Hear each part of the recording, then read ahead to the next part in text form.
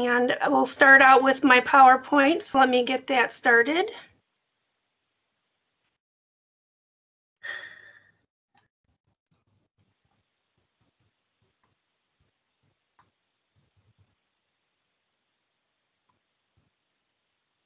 All right. So hopefully you can see my PowerPoint. If you can't, somebody just holler because I can't see the comments. I know sometimes it takes a minute for it to show up for some of you, so give it a second. Just a reminder, this meeting today is just for school and health department staff. If you are not with the school system or the health department, please disconnect from this call.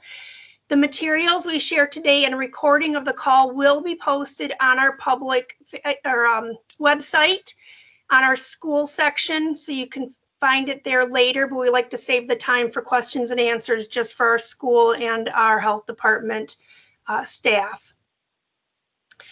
Also, the majority of people on this call are our main points of contacts with the school, so make sure any information that needs to be passed on down to your school liaisons or your school secretary, school nurses, those types of people, does get passed down to them. Again, this will be posted on our website and typically emailed to you as well, so you can share it.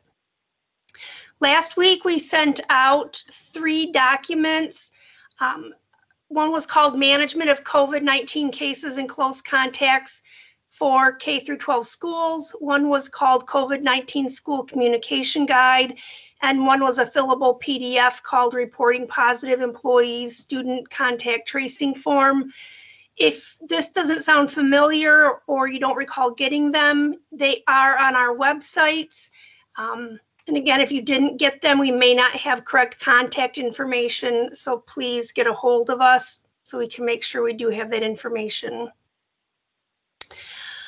Just to review what the public health advisory is and recommendations are, that all K through 12 schools adopt policies that promote vaccination, require universal masking for all students, staff, and visitors, strive to maintain at least 3 feet of physical distance between students and 6 feet between students and adults or between 2 adults, incorporate COVID testing into their plans, improve ventilation, educate and promote proper hand washing and respiratory etiquette, send and keep sick staff and students home, perform and cooperate with contact tracing and cooperate with enforcing recommended quarantine, and ensure proper cleaning and disinfection. We know that you've been struggling.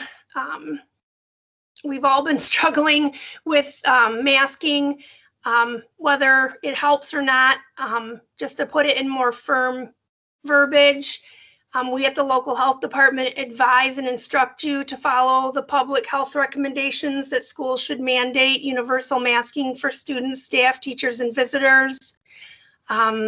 Masking has been proven to really substantially reduce transmission within the school setting. If for whatever reason you're not willing to make a mandate, at least make a strong recommendation for masking rather than stating that they are optional. Try to make masks available to your staff and students and ensure that there's no bullying or singling out of anyone who does choose to mask. I'm just going to present some information so you have it. So if you are trying to make an argument for masking in your schools, you have it. Some of these studies are based on mathematical modeling, which is oftentimes the best that we have because there's not a lot of randomized controlled studies with masking. But one recently came out, their estimate was that without masking or testing of students and teachers, up to 90% of susceptible students may become infected by the end of one semester. And that was assuming that only 30% of the incoming students had either prior infection or vaccination. They estimated that universal masking could reduce student infection by anywhere from 26 to 78%, and biweekly testing along with masking would reduce infections by another 50%. I did put a link here. They had a really good visual presentation of all their data if you're interested in that. This is some modeling that U of M presented. They took data and the mathematical calculator from another study and showed that if you had an infected student in a classroom of 25 students, when did it become over 50% likely that they were transmitting virus? If no one was wearing masks, it would take 3 hours for that to happen. If you had less than perfect masking, it would take 24 hours. And if you had perfect masking, those students could be in a classroom together for 120 hours before you're past 50% chance. And that's in an elementary school. The times are shorter in high school, but still, you know, again, they could spend the whole day together if they're masking.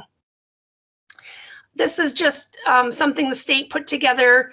This is from the modeling update that was released today. I have a link at the bottom, but just some studies that review the low transmission rates in schools with layered preventions and masking, and one that had shown that the majority of clusters or outbreaks occurred when there was inadequate mask use.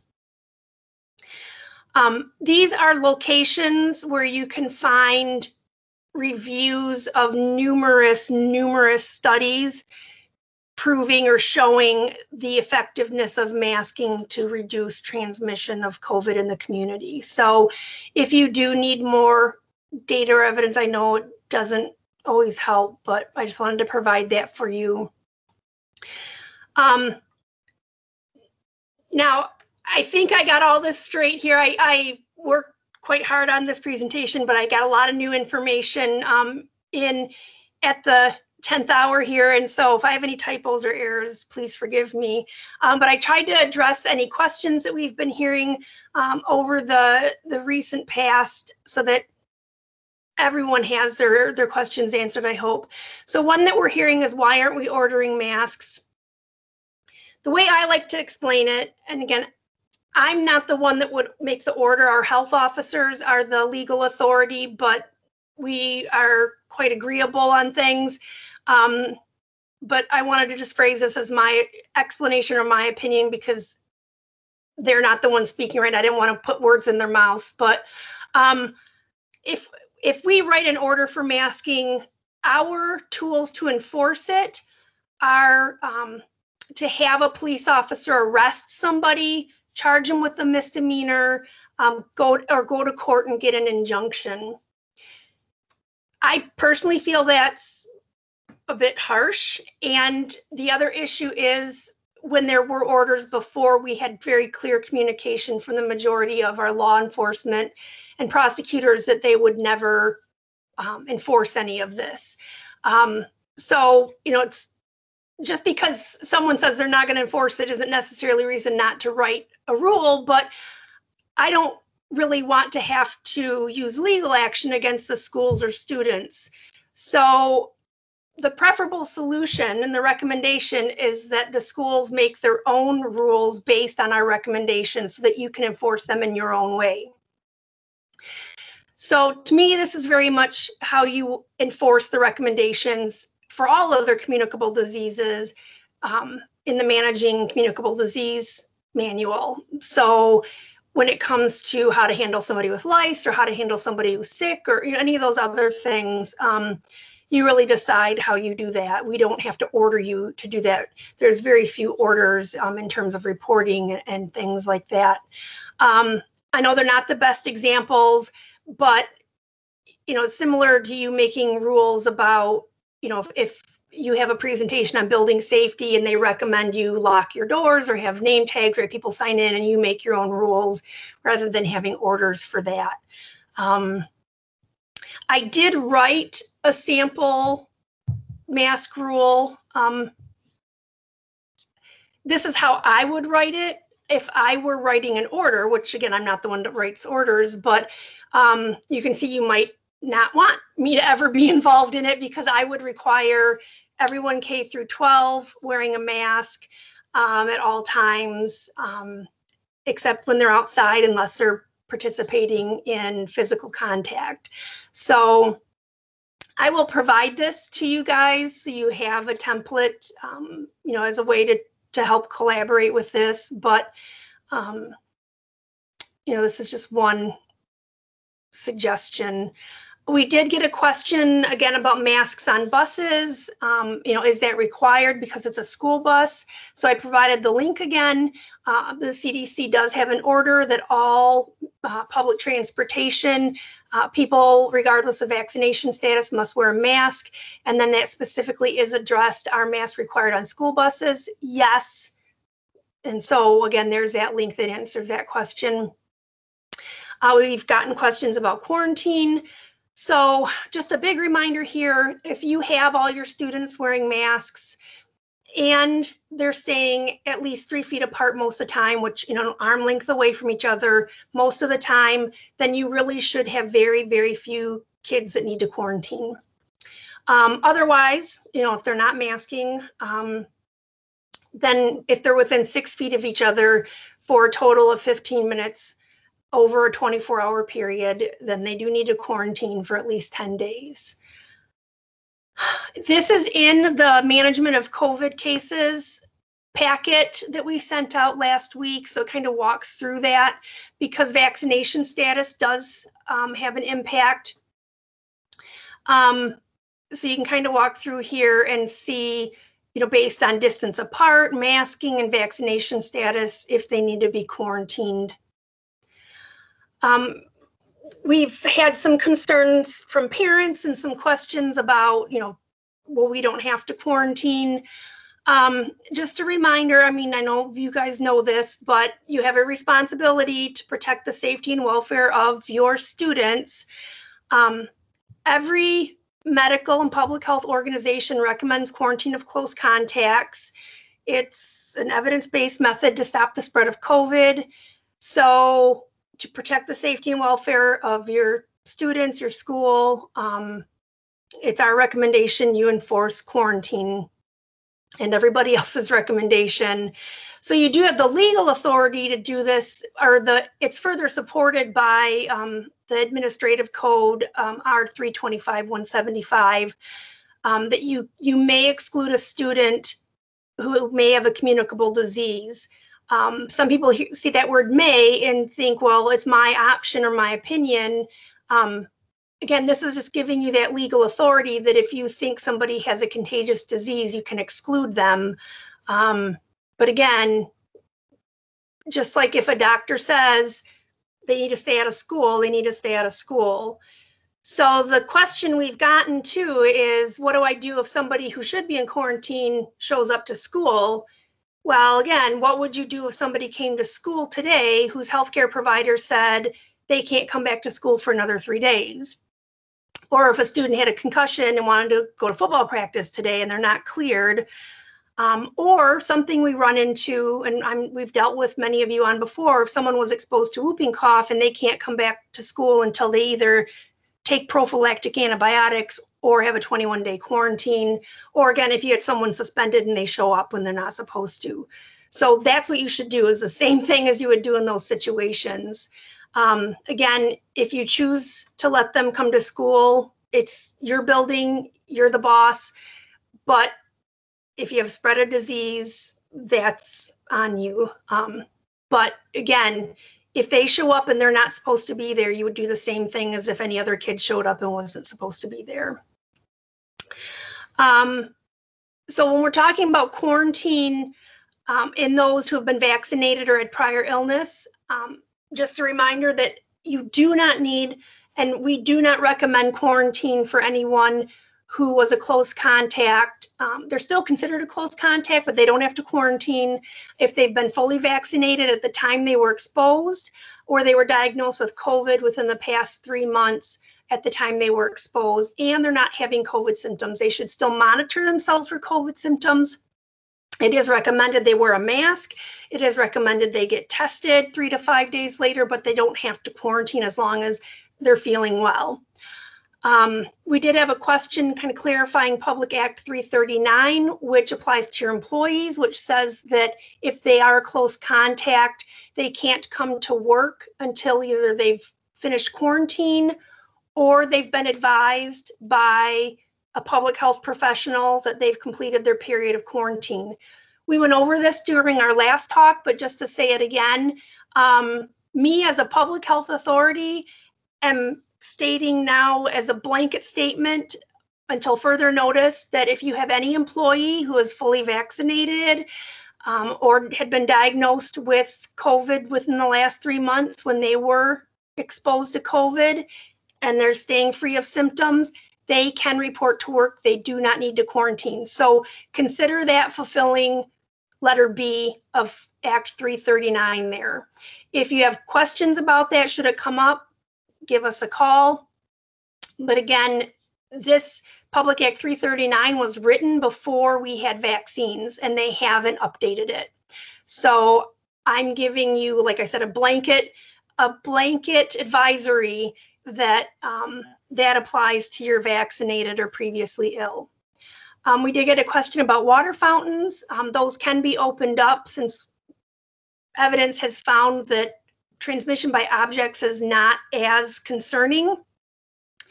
But make sure you flush them really well, and any other faucets that have been sitting unused for a while, because that can be a risk. You can get a lot of bacteria and heavy metals and minerals and things. So there is a resource on the Eagle website. You can if you just Google Eagle School Water, it pops right up. But that gives you some good videos and instructions on how to do that. Just a reminder about MCIR access. We talked about this last time, but just another reminder, some of your school staff has access to MCIR. They can't share that with anyone else. They did agree to only use it for authorized state business. That business is just to validate and report school required vaccines, which happens at kindergarten, 7th grade, and for any new student. They cannot be using it to look up anyone's vaccination status other than that. So you can't check to see if a student or a staff member has had a COVID vaccine. You can't check to see if they've had their tetanus vaccine, nothing like that. So just as an FYI, that as of today, anyone over 18 can check their own MCIR record. So if you have an older high school student or a faculty member who wants to prove that they are vaccinated, you could have them just log in on a computer or their phone and just show you that record. Parents still need to contact either the health department or their doctor's office to get a copy of the record. So that should at least help a little bit. So I was asked to comment a bit on the status of illness in kids in the US. So children have accounted overall about 14% of all cases, and children are those under 18. Michigan has had about 16.6% of all their cases in kids, so we're above the national average. That's a rate in looking at all the population of people that are 18 and under. Their rate has been 5,800 cases per 100,000. Michigan is 7,000 per 100,000. So again, we're above the average. Over the prior week when this report was done, and this report was put out by the American Academy of Pediatrics and Children's Hospital Association, that week, 18% of all cases were in kids. So it was higher than the average has been overall. And over a 2-week period, there had been a 5% increase. Not all states are reporting data the same. So when it comes to looking at testing and hospitalization and death data, they weren't able to pull data from Michigan for some reason, although Michigan does have it on their dashboard. But children ranged from about 1.5% to 3.5% of all hospitalizations in the country. And children were about 0.25% of all COVID deaths.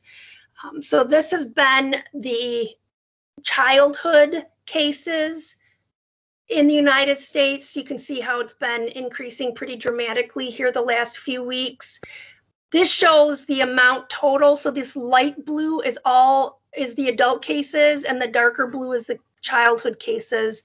So you can see they've both been increasing. This is what's a bit concerning. This is hospitalizations for 0 to 17-year-olds or new admissions to the hospital. It has, gone higher than it has this entire time.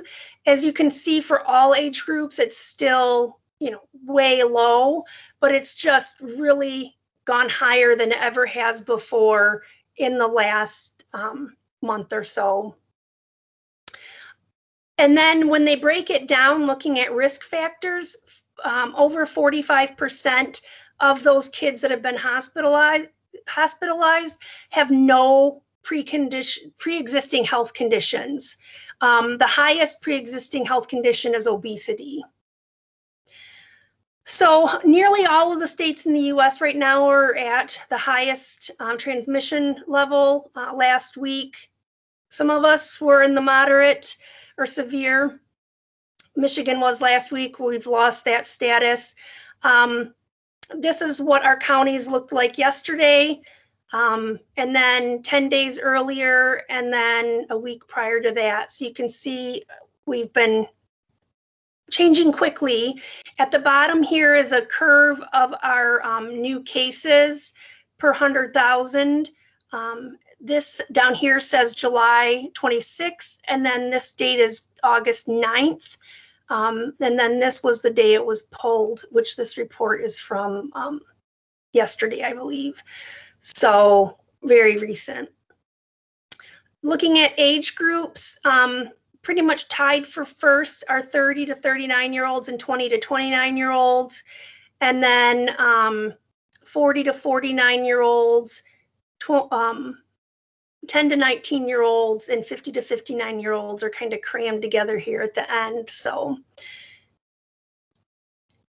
the deaths, this kind of got me a bit. This is in the last 30 days. 7 people between 20 and 29 died. And I know, that's not a lot, but still, that's kind of a bummer. But just a breakdown of the age groups here. So I'll switch over to our data. This is how I've put our data together for this year. The issue is just since I did this yesterday, I put it together, 2 days ago, it's already so different. So what I'm going to do is I'm going to go to, for those of you, I know we have a lot of new people. So I put on this slide here, www.mystartmap.info.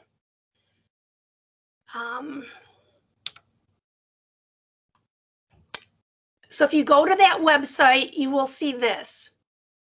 And this initial map shows you the traditional view we've seen since last year with the different risk levels. And over here you can see the percent positivity, cases, how many tests we're doing, rates, all those kinds of things. They have now integrated in the CDC transmission indicators. So if you click the drop down, hit CDC, it asks you again if you want to do it for some reason, but you just come down here and click that again. Now you have the CDC levels. They use mathematic conversions and use more up-to-date data than the CDC does. So if you looked at the CDC website right now, it might not be exactly the same. But again, it gives you the CDC view of things. So you can use both or either, whichever you prefer, but you can see that that map has changed a bit since we were there. All right, let me get back to this. Maybe, sorry. Okay, so variants, we all know there's variant issues. The Delta variant has gone up over 300 in the last week. We're still trying to do more testing, but still, we know that not everything is being tested. Of all the specimens that have been sent into the lab to be tested, for genotyping, 99% of them are the Delta variant. So basically, pretty much anyone who's sick probably has the Delta variant at this point. Did I miss that? I have our Delta variant data in a few more slides. I thought I had them in a different order. So people going into the ER with COVID-like illness is increasing. Our hospitalization rates are increasing. This just shows compared to our last two waves. So the blue wave was in the winter, the orange wave was in the spring, and this red line is where we're at now. So they're estimating, if we continue along this curve, which we probably will, that we'd probably peak with hospitalization stays around beginning of October. Hopefully things will change, but it's just kind of their projection.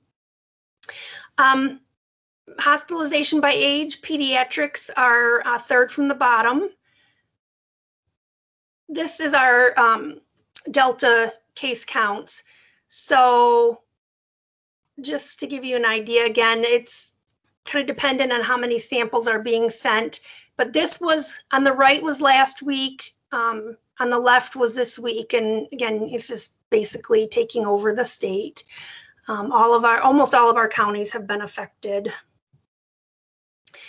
So these are just some slides I'm sharing from the state's presentation, which is available. I have a link down here at the bottom. Just illustrating that, large percentage of our cases are in our children. There's been a lot of outbreaks in places across the country. We all know that there are direct and indirect impacts to our kids. And I'm just sharing this so you have it if you need references or resources. Kids do get long COVID. It's less likely than in adults, but they do get long COVID. So while most kids tend to be asymptomatic or less symptomatic, they can still stay sick for a long time. Indirect outcomes, one, we've had a lot of kids lose parents or grandparents, things like that. Another question I got was about breakthrough cases. And I know I want to leave time for questions, so I might buzz through some of this really quickly and you can review it on your own when you get the slides. But we have almost 5 million people fully vaccinated, and we've had just over 12,000 cases that have met the definition of a breakthrough case. So people that have been fully vaccinated and then tested positive for COVID. So it's less than 1% of those who are fully vaccinated. There were 247 deaths out of that 12,000, out of that 4.9 million, and the vast majority of them were over 65. There were 700 cases that were hospitalized. This slide is a bigger breakdown of the data through end of July. So I'll let you review it, but does take a really good look at Michigan. This is a curve that looks at Michigan. The dark line is fully vaccinated. So the left here is just cases and the right side are deaths.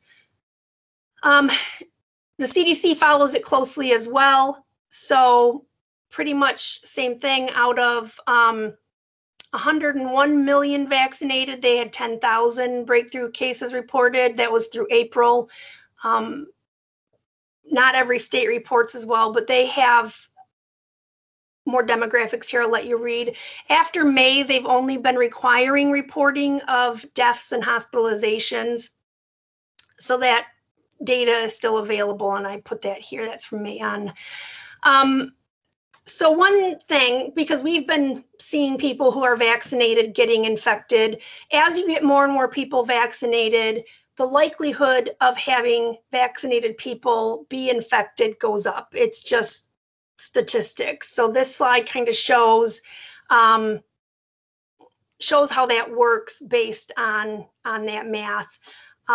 It's kind of a hard thing to explain, but if you have an 80% effective vaccine and 2.5% infection rate, you have more people vaccinated, more of those people will get infected, but it's the same rate. So does seem a little confusing to people to try to press that upon them.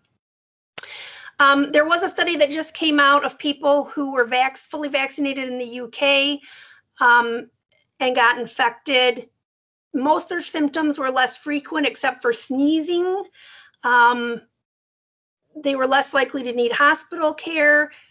Their symptoms were less severe, and they were less likely to have prolonged illness. So this is a study from the UK about vaccine effectiveness. They looked at Pfizer and at AstraZeneca, which is same kind of vaccine as Johnson & Johnson, but at that time, they showed good effectiveness.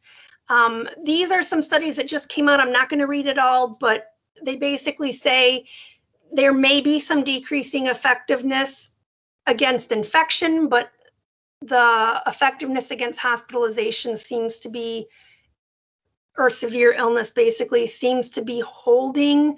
And they're not sure why. They're not sure if it's because we're not staying home as much, not wearing masks as much, or if it's because of the Delta variant, or if it's because our antibodies or our protection is dropping. So that's these studies. This was one that looked at the protection against hospitalization.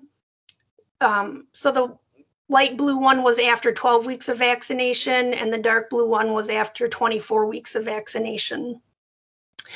So the main drop-offs were in the immunocompromised and slightly in those that were over 65. Another question we got was, when will kids under 12 be able to get vaccinated? I know the FDA has been asking for more data just because they want to make sure the benefits outweigh any risk, no matter how small. And we're saying it might be early fall. But I did see that on Tuesday, several lawmakers in Washington did send a letter to the FDA to ask for an update on the timeline due to the situation happening in children around the country. When will the vaccine have full approval was another question. So Pfizer applied for full approval in May, and then Moderna applied in June. Usually it takes months for them to go through all that data, or at least they make it take months. But now they're saying that they expect to approve Pfizer in early September because the big rise in infections have kind of driven them to do it more urgently. So I don't think many, or if any, medical professionals really doubt that they would approve it. I mean, I guess worst case scenario, they might say they need more data, but there's been billions of doses given. So we really don't doubt it will be approved. I put some other links here for you.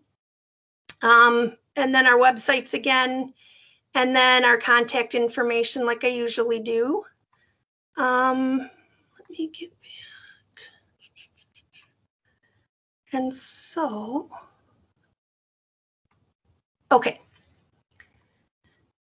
Find my chat box here.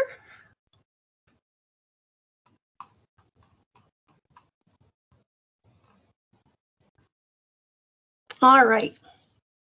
If Michigan law empowers Dr. Khaldun to require face coverings, why are they not exercising that authority? So Dr. Khaldun does not have the authority. Elizabeth Hertel has that authority.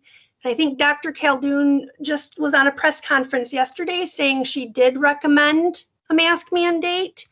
But again, it's up to the head of MDHHS to make that order. She has the legal authority. Dr. Khaldun is the one to give medical recommendations, but she doesn't have the legal authority over those kinds of things. So Allegan County, a similar demographic and infectious rate county, recently mandated masks. How is our area different? Well, again, we could, and I can let my health officers jump in too, but we can do an order for masks, but then you're going to have to enforce it. And you'd have to enforce it the way that we wrote it. which I just showed you how I would recommend writing it. So again, if any of my health officers would like to chime in, because similar to the state, my health officers have the legal authority over these kinds of things. Yeah, Doc, this is Steve. I'll just add that, without it being a statewide order, which to go to the last question, certainly we are all encouraging the state to do that, because it would make life so much easier, and we would have some consistency across the state, because right now we don't have it. So yes, Allegan County did issue something yesterday. I believe there's 3 counties out of 83 in the state right now that have any type of order, and every locality is different. And I don't want to speak for my colleagues, but I think we're all on the same page, and we aren't going to issue orders, unless there's support for enforcement and that we have a process in place for that. And like I say, every community is different. And as you've seen throughout the last year, especially in a lot of our rural areas, there was not support for a lot of COVID issues that even came down from the state. So that's kind of where we're at. And this is Kevin, and I'll kind of, just kind of piggyback onto what Steve had mentioned. I did reach out to Allegan County to inquire about the enforcement and how they intend to do that. I've not as yet heard anything back on what they intend to do, but an order that we issue is only as good as our ability to enforce it. And so if we cannot enforce it, then, as Steve said, it begs the question, why should we?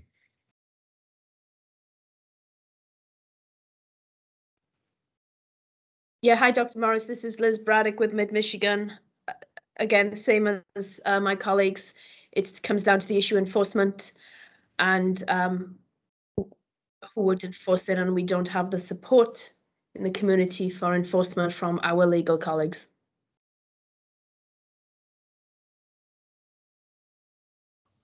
Thank you. So the next question is just clarification on if our staff, students, and visitors are masking and we're maintaining 3 to 6 feet distance, our students would not need to quarantine. So to review, the close contact definition was updated by the CDC, and in a K through 12 indoor classroom setting, the close contact definition excludes students who are within 3 to 6 feet of an infected person or student, if both the infected student and the exposed students were correctly and consistently wearing masks the entire time. The exception does not apply to teachers, staff, or other adults. So if you have students that are wearing masks and are at least 3 feet apart most of the time, again, if they're less than 3 feet apart for more than 15 minutes, that's still a close contact. But if they're at least 3 feet apart and wearing masks, they're not considered close contacts. If they're not wearing masks, then they are still considered close contacts, unless they've been vaccinated or previously had infection. I know it's really confusing, and so if you have questions about it, let me know, or that flow chart that I showed you does pretty well walk you through all those different scenarios. So that hopefully would keep most people out of quarantine, as long as, as kids line up, they stick out their arm and make sure they're an arm length away. I know most little kids' arms aren't 3 feet, but I'm good enough with that. Or when they're sitting in group on the floor, they make sure they're an arm length away from each other, that kind of thing. The next one is, would you be willing to differentiate between the school making decisions about education issues and the health department make them about health issues of our students and community? We would really use your help. We could really use your help. So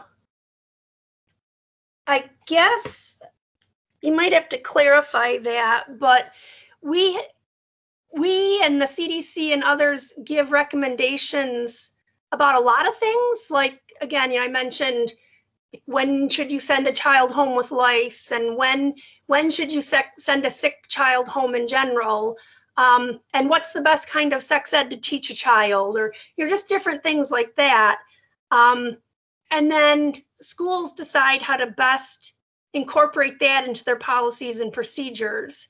I think a good example for this situation would be sex ed, because some communities may not be willing to do or accept what we might recommend as the best type of education, whereas others might be more willing to accept that. But I would never tell you how you should teach your math, or how you should, discipline disorderly students or things like that, because I'm not an education specialist. I don't know if that answers that question or not.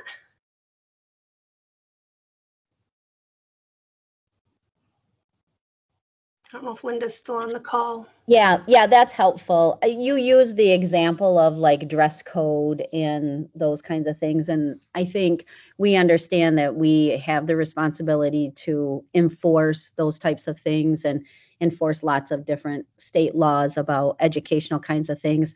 We just could really use your help when it comes to those health and safety kinds of things, and trying to convince people that it should be mandated and to be able to follow through on that. So, yeah, I tried to think of a better example, but most of the things are so common sense, you don't have to have rules about it. Like, you don't have to have a written rule saying you must keep your child home if they're sick, or, you can't throw rocks at children's heads, or, things like that. But I don't know, the best thing I can think of is just other illnesses we've dealt with where kids have been required to quarantine, and we've never had to do orders for that before. It's just, for whatever reason, for this, people don't want to cooperate, so we have to make a firm rule. But I don't know school function well enough to know what you may or may not have rules about that might be directly linked to a public health recommendation. So I'm sorry, I can't help you out better with that one. Regarding the quarantine of close contacts, asymptomatic staff members can serial test be used, as in the case of Bay County, to enable a staff member to come to work. Most schools are in the position of being just as likely of having to close from lack of staff. So I would right now do everything in your power to get your staff vaccinated, because if they're fully vaccinated, they do not have to quarantine. If you have ways to do incentives or anything like that. But no, we're not doing serial testing. My hope is that Bay County is not doing that for staff, only for students. The evidence behind that is a bit variable.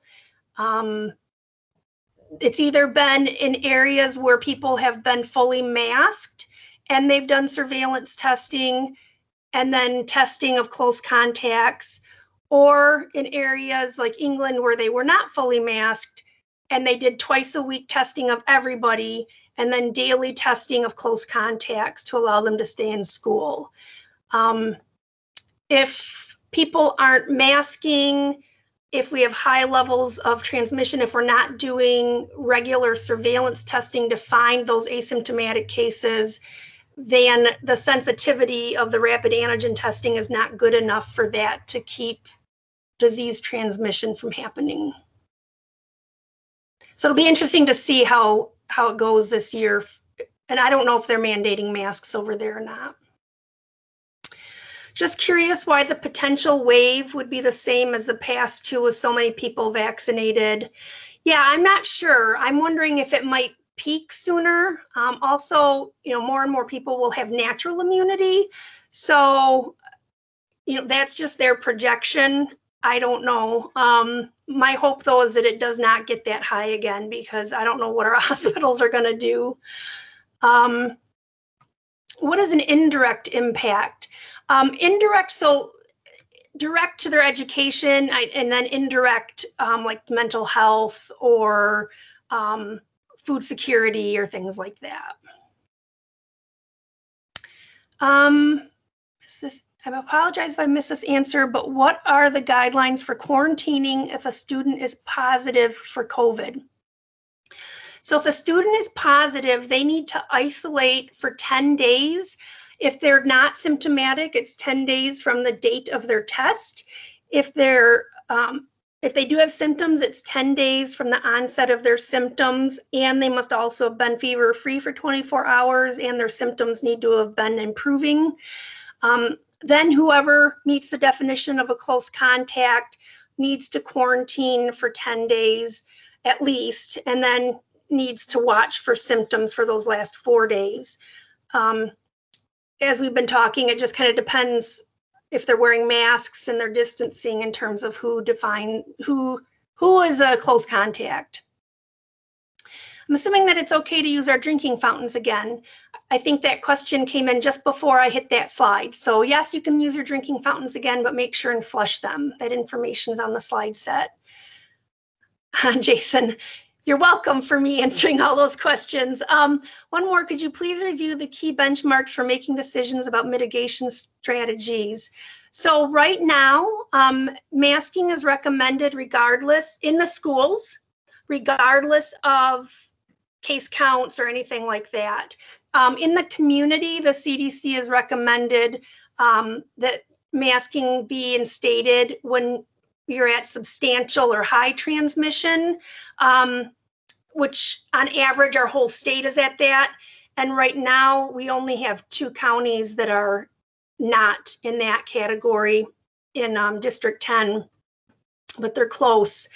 I've been wearing masks out in public just because of my concern of the Delta variant, because it is so contagious and we are seeing infections in vaccinated people. So again, in schools, the recommendations are pretty universal regardless of anything right now. Oh, thanks for answering this question, Terry. We schools have to enforce all kinds of state level laws and orders. How is this different? Yeah, and I think the question is that there's not technically,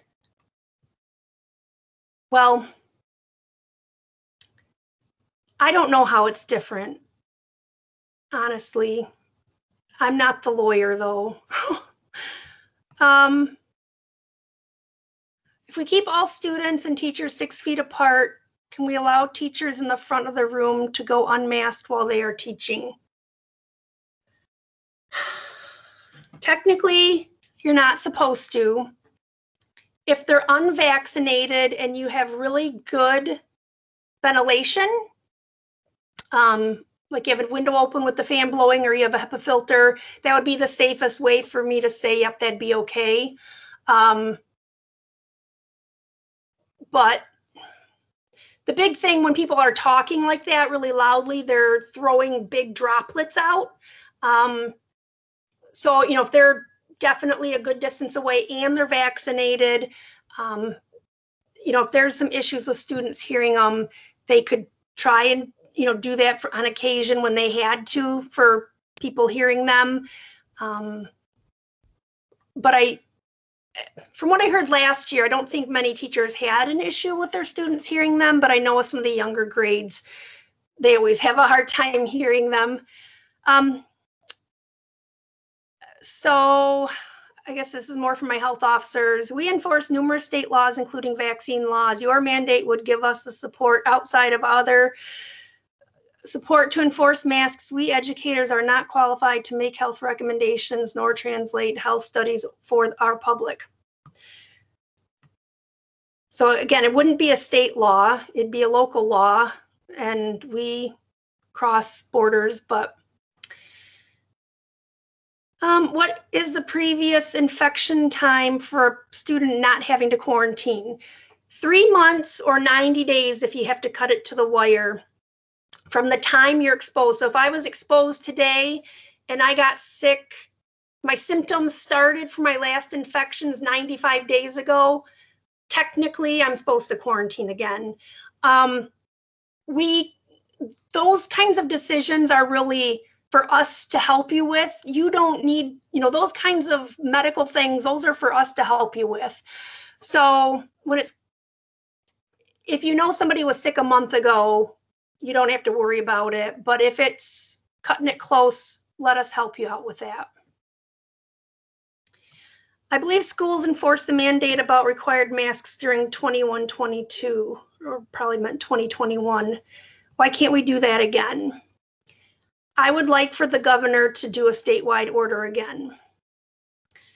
For quarantine close contact purposes, we could ask staff and students about vaccination status or previous COVID, correct? As far as I know, correct. You might have parents throw a little fit about it, in which case I would say then we'll assume your child or staff member are not vaccinated and you need to quarantine.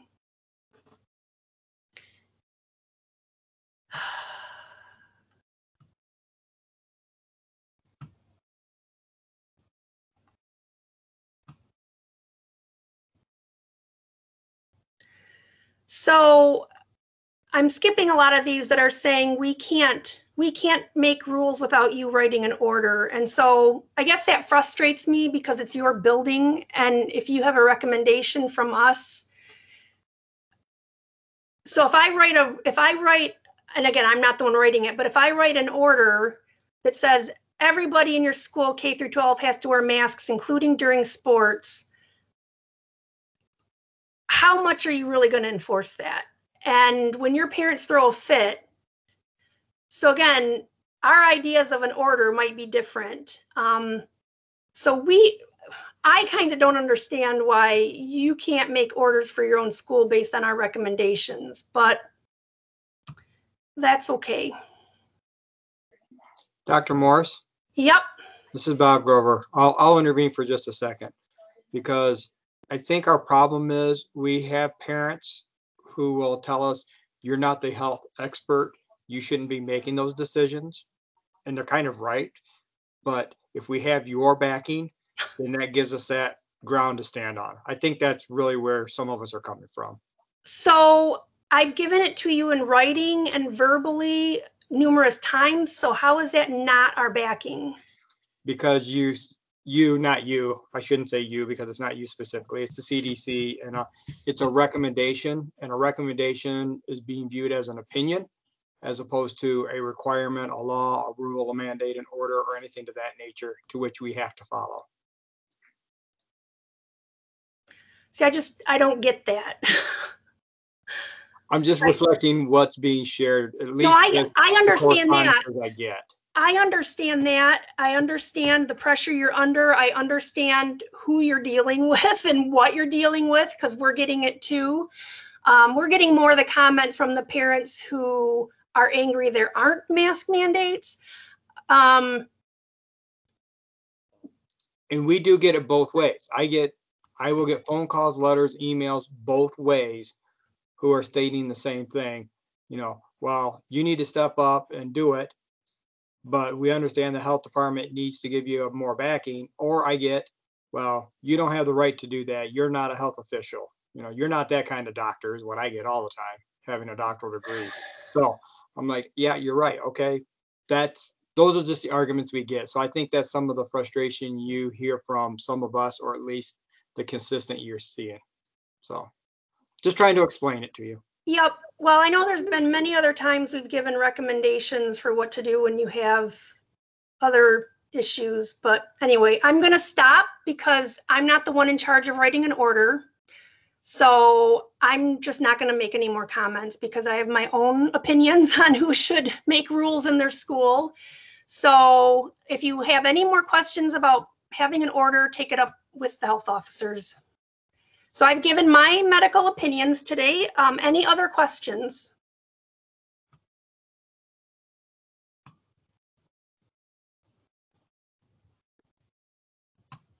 All right, well, we'll send out these slides and the recording once it's done and post them on our website. And we'll talk next week. And if you have questions, send them to me. I think that's helpful. Then we can kind of share all that information at one time.